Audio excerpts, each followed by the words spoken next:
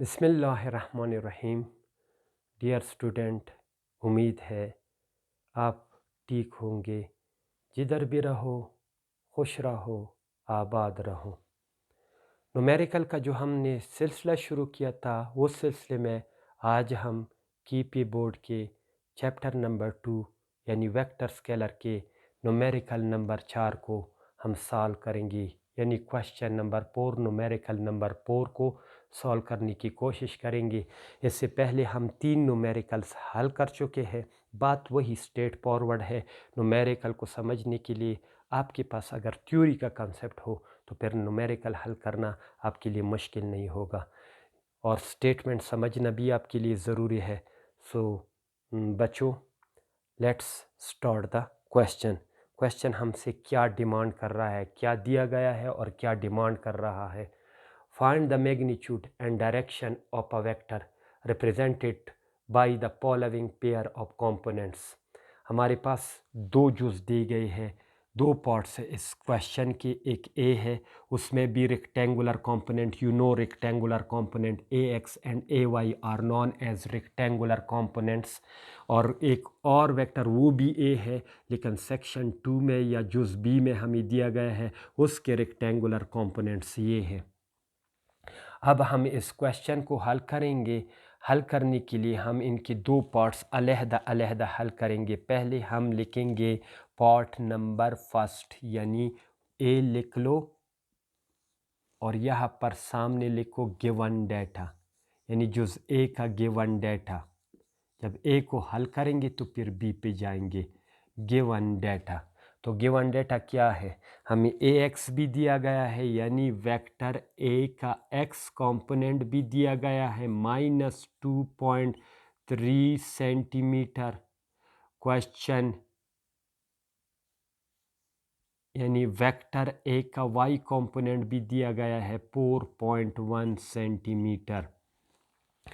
ठीक है, अब रिक्वायर्ड डेटा क्या है, दो चीज़ें मांग रहा है ये क्वेश्चन हमसे। रिक्वायर्ड डेटा,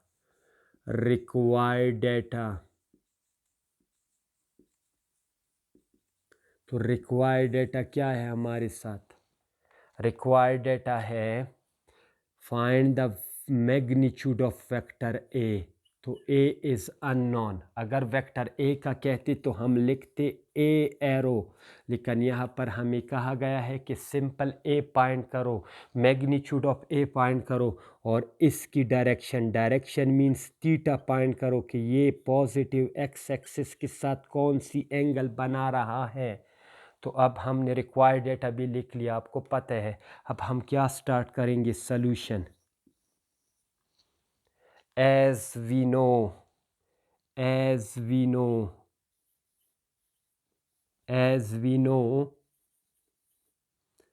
ax या a square is equal to ax square plus ay square.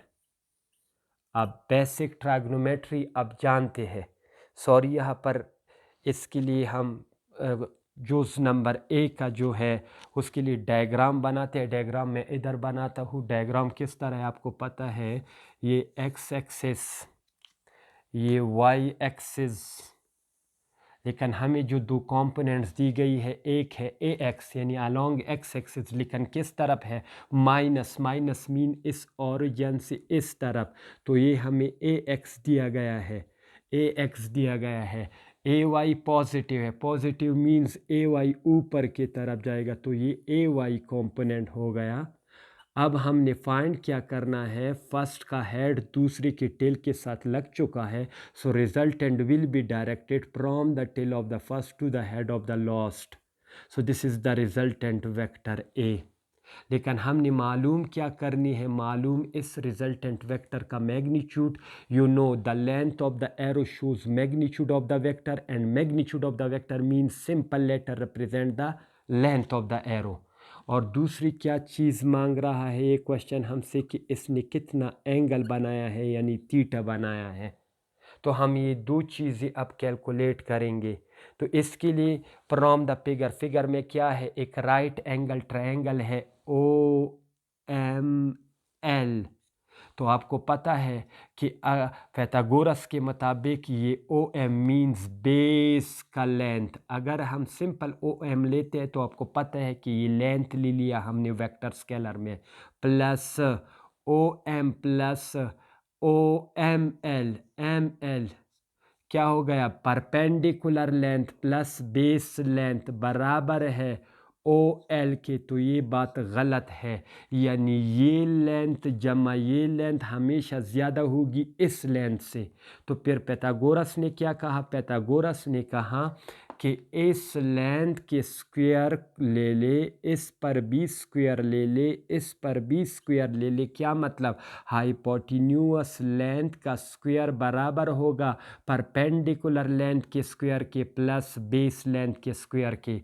अब आपको पता चल गया, तो यही चीज़ हमने यहाँ पर लिखी है। चूँकि OL किसको रिप्रेजेंट करे, A को, तो हमने A square is equal to AX square plus AY square ये डायग्राम से ले लिया। अब put the values, values put करें, पुट द वैल्यूज़। तो आपको पता है AX की वैल्यू क्या है, -2.3। ये AX है, इस पे स्क्वायर है तो होल स्क्वायर लेंगे, प्लस AY क्या है, AY हमारे पास 4.1 है, इस पर भी स्क्वायर ले लो। तो अब क्या आ जाएगा, A स्क्वायर यहाँ पर लिख लेते हैं, A square is equal to A square. अपनी नीचे जाना है ना, एग्जाम में या पेपर में अपनी नीचे की तरफ करना है। मेरे पास जगह नहीं है तो मैंने यहाँ पर लिख लिया। तो आपको पता है ये स्क्वायर इस माइनस को क्या करेगा, प्लस करेगा।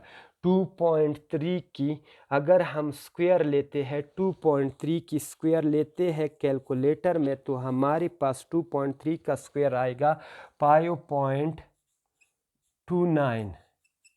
कैलकुलेटर का काम है 2.3 का स्क्वायर ले लो, तो बन जाएगा 5.29 प्लस 4.1 का जब स्क्वायर लेंगे तो हमारे पास आएगा 16.8 प्लस 16.81, तो ये 16.81 बन जाएगा।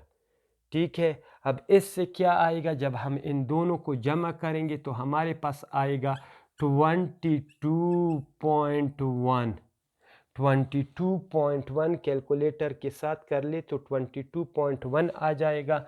चूँकि हमने मालूम क्या करना है, हमने मालूम करना है A को, A means vector magnitude of vector A को, तो यहाँ पर भी स्क्वायर रूट को लेंगे, यहाँ पर भी स्क्वायर रूट साइड पे लिखना है, take the square root. So हमारे पास क्या आ जाएगा, A is equal to 20, under root ले लो, कैलकुलेटर ले लो, उसमें अंडर रूट की बटन प्रेस करो, फिर 22.1 लिख लो और इक्वल टू लगाओगे, तो हमारे पास जो क्वेश्चन का जवाब आएगा वो हो जाएगा 4.7 सेंटीमीटर। तो ये सेंटीमीटर क्यों लिख लिया, क्योंकि आपको पता है अगर इसको डी से या एस से जाहिर नहीं किया गया, लेकिन फिर भी यूनिट से आपको पता चल रहा है कि ये क्या है, ये डिस्प्लेसमेंट्स है। तो हमारे पास ए का क्वेश्चन यानी मैग्नीट्यूड ऑफ वेक्टर ए क्या आ गया, 4.7 centimetre.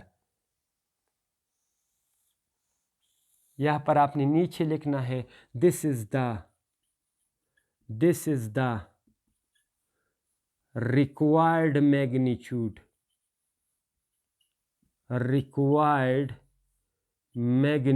of a vector A, magnitude of vector A।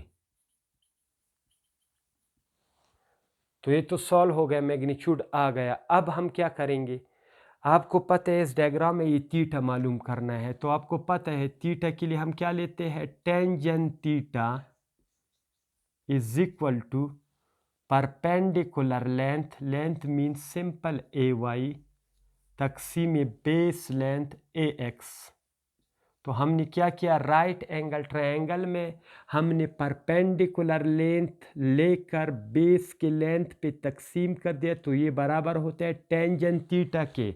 अब हमने मालूम क्या करना है, थीटा जब टेंजेंट उस तरफ जाएगा तो क्या आएगा, टेंजेंट इनवर्स AY तकसीम AX। ठीक है, अब यहाँ पर हमने टू फाइंड द डायरेक्शन, इसके बाद लिखना है to find the direction of vector A, to find the direction of vector A, to find the direction of vector A we use vector A, we use, हम क्या इस्तेमाल करते हैं, we use theta is equal to tangent inverse, क्या है, perpendicular, तो perpendicular क्या है, ए वाई तक़सीम ए एक्स, तो क्या आएगा टेंजन इनवर्स, टेंजन इनवर्स क्या आएगा 4.1, ए वाई पहले लिखो 4.1 तक़सीम ए एक्स क्या है, माइनस नहीं लिखना है, सिर्फ 2.3 लिखना है। ये माइनस सिर्फ हमें ये बता रहा है कि ये सेकंड क्वाड्रेंट में है। अब हम मालूम क्या करें इस थीटा को, और आपको पता है ये थीटा एक्चुअल एंगल नहीं है क्योंकि ये नेगेटिव एक्स एक्सिस के साथ नेगेटिव सेंस में है। हमने क्या मालूम करना है, हमने ये एंगल मालूम करना है, इसको आपने अल्फा का नाम देना है। यहाँ तक, यहाँ से यहाँ तक ये एक्चुअल एंगल है क्योंकि एक्चुअल एंगल की डिफिनीशन हमने की थी, the angle made by the vector with the positive x axis in positive sense, in positive sense means in anti clockwise direction. अब अगर इसको अल्फा दोगी भी तो ठीक है, मैंने अल्फा दे दिया। अब ये जो थीटा आएगा ये एक्चुअल एंगल नहीं होगी, ये एंगल हमें देगा, फिर हमने एक्चुअल एंगल मालूम करना है, तो थीटा क्या आ जाएगा, टेंजन इनवर्स 4.1 तक़सीम 4.1 तक़सीम, कैलकुलेटर के साथ कर लो, तक़सीम 2.3, तो हमारे पास आ जाएगा 60.7 डिग्री, 60.7 डिग्री। यहाँ पर एक बात जहन नशीन कर ले, बाज़ लड़के ऐसा करते हैं कि टेंजन इनवर्स लेते हैं, फिर 4.1 लगाते हैं कैलकुलेटर में, फिर तक़सीम लगाते हैं, फिर 2.3। ये गलत तरीका है। अगर कैलकुलेटर में एक ही जगह पर एक ही वक्त में इसको सॉल्व करना है तो फिर तरीका है कि टेंजन इनवर्स लगाओ, फिर पैरेंथेसिस लगाओ, फिर 4.1 तक़सीम 2.3 कर लो, तो फिर जवाब ठीक आएगा। अब अगर आप इस तरह करोगे कि टेंजन इनवर्स 4.1, तो ये तो टेंजन इनवर्स 4.1 का लेगा, फिर तक़सीम लगाओगे 2.3, तो फिर उस जवाब को 2.3 पे डिवाइड करेगा, तो जवाब ये नहीं आएगा, फिर गलत आएगा। तो मेरे ख्याल में आप समझ चुके हैं किस तरह मालूम करना है इस थीटा को, टेंजन इनवर्स पैरेंथेसिस स्टार्ट 4.1 तक़सीम 2.3। अगर इस तरह नहीं करना है तो फिर एक स्टेप और बढ़ाओ, यहाँ पर टेंजन इनवर्स लिखो, कैलकुलेटर में 4.1 तक़सीम 2.3 लगाओ, इसे जो आता है वो यहाँ पर लगाओ, फिर अगले स्टेप में टेंजन इनवर्स वो और वो वैल्यू, ठीक है। तो हमारे पास थीटा आ गया, लेकिन ये कौन सी एंगल है, this is not the actual angle, this is not the actual angle. अब एक्चुअल एंगल मालूम करने के लिए हमें मज़ीद काम करना है। किस तरह का काम करना है आगे देखो। अब आपने यहाँ पर लिखना है एज क्या लिखना है, as A X is negative, as ax is negative and ay is positive,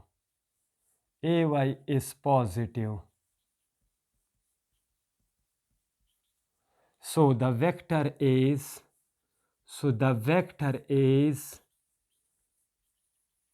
in second quadrant,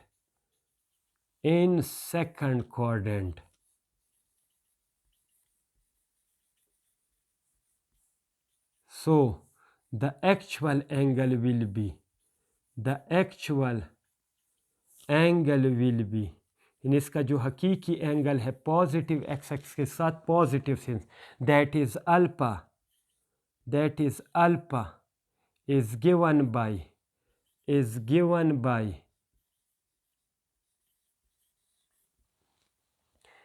given by तो क्या हो जाएगा, as ax is negative and ay is positive, ax negative है ay पॉजिटिव, तो ये सेकंड क्वाड्रेंट में हो गया। So the actual angle that is alpha is given by, अब आपको पता है, अगर किसी को पता नहीं है तो देखो ये किस तरह होता है। आपको पता है यहाँ से यहाँ पर जो एंगल है हमारे पास वो अल्फा है, और जब हम ये मुकम्मल करेंगे तो ये सुर्ख क्या रिप्रेजेंट कर रहा है, 180 डिग्री। अब बताओ 180 डिग्री किस चीज़ की बराबर है? तो अल्फा, अल्फा किधर से किधर है?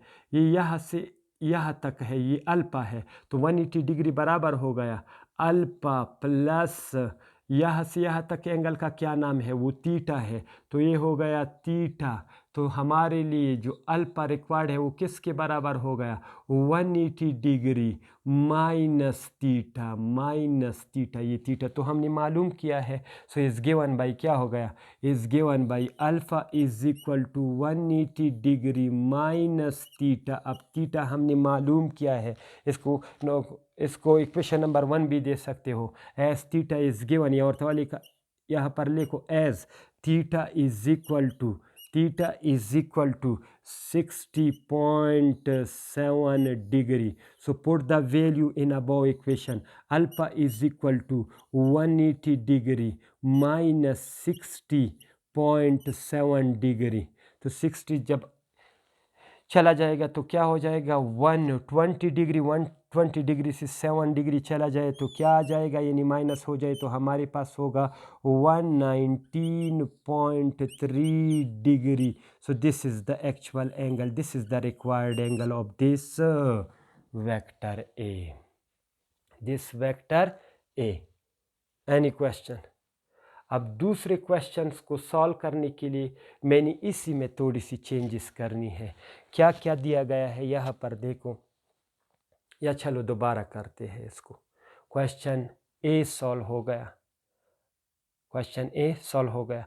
क्वेश्चन बी, यानी इसी क्वेश्चन की जुज़ बी को हम इंशाल्लाह नेक्स्ट वीडियो में करेंगे। आप ख़ुद भी ट्राई करें, सिर्फ मैं तरीका बताता हूँ, लेकिन मैं नेक्स्ट वीडियो में करूँगा न्यूमेरिकल नंबर 4 का बी जुज़। तो क्या है, ये पॉजिटिव है, एक्स पॉजिटिव है, एक्स पॉजिटिव मतलब ये है, और वाई क्या है, नेगेटिव, वाई नेगेटिव है नीचे की तरफ, तो ये फोर्थ क्वाड्रेंट में होगा। तो अब एक्चुअल एंगल मालूम करने के लिए फिर आपको तरीका आएगा, लेकिन इससे सॉल्व करो, दूसरी को भी ट्राई करो, इंशाल्लाह आपको जवाब मिल जाएगा। ठीक है, so that's all from my side. उम्मीद है कि आपने इस क्वेश्चन को पिक किया होगा। नेक्स्ट वीडियो में इंशाल्लाह इसके जुज़ बी को सॉल्व करेंगे। आप इस पे ट्राई करें, एक दो बार सॉल्व करें और एक्चुअल एंगल की कंसेप्ट को क्लियर कर ले, तो इंशाल्लाह आपके लिए कोई मुश्किल नहीं होगी। That's all from my side. खुदा हाफिज़।